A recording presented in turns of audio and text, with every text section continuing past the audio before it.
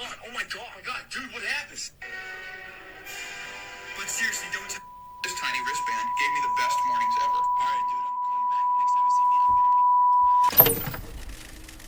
Bumper cloud for Cliff. Bumper cloud